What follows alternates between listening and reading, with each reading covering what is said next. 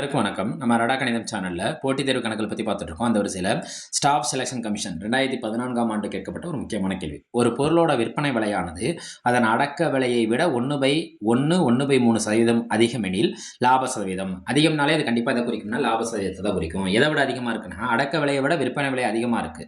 அப்ப கண்டிப்பா அங்க என்னதான் ஏற்படும்? லாபம் தான் ஏற்படும். ஃபர்ஸ்ட் விஷயம் கிளியர் ஆயிட்டு. இங்க கொடுத்திருக்கிறது என்னன்னா கலப்பு பின்னத்துல கொடுத்திருக்காங்க. நான் கலப்பு பின்னத்தை என்னவா மாத்துறேன்னா தகா பின்னமா மாத்தினா ஒரு ஐடியா கிடைச்சிடும். ஓர் 3 தலகாபினமா மாத்துறதுனா எப்படி? இந்த பையில இருக்க 3 அப்படியே போட்டுற வேண்டியதான். இது 2யும் பெருக்கணும். ஓர் 3 3. அதோட மேல இருக்க 1 கூட்டணும். ஓர் 3 3 3ஓட 1 கூட்டினா என்ன கிடைக்கும்? 4. அப்ப பாருங்க, இங்க என்ன நடந்திருக்கு? அடக்க விலை இத நம்ம எப்படி வாசிக்கணும்னா, அடக்க விலை 3 பங்குன்னு வச்சுக்கிட்டோம்னா, அடக்க விலை 3 பங்கு என்றால் விற்பனை விலை எவ்வளவு இருக்கு? 4 பங்கு. 4 பங்கு.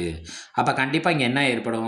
லாபம் தான் ஏற்படும். ஏன்னா 3 பங்கோட அடக்க விலை விற்பனை விலை 4 பங்கு. ரைட்டா? அப்ப எக்ஸ்ட்ரா தான் 1 பங்கு இருக்கும். அப்ப இந்த எக்ஸ்ட்ரா இருக்கிறத கண்டுபிடிப்போமா? அப்ப லாபம்ங்கிறது யார்லேருந்து யாரை கழிப்போம்?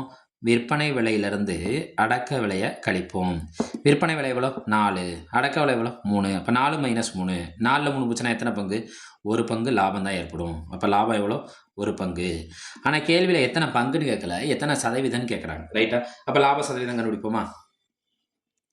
லாப சதவீதம் என்ன ஃபார்முலா? லாபம் பை அடக்க விலை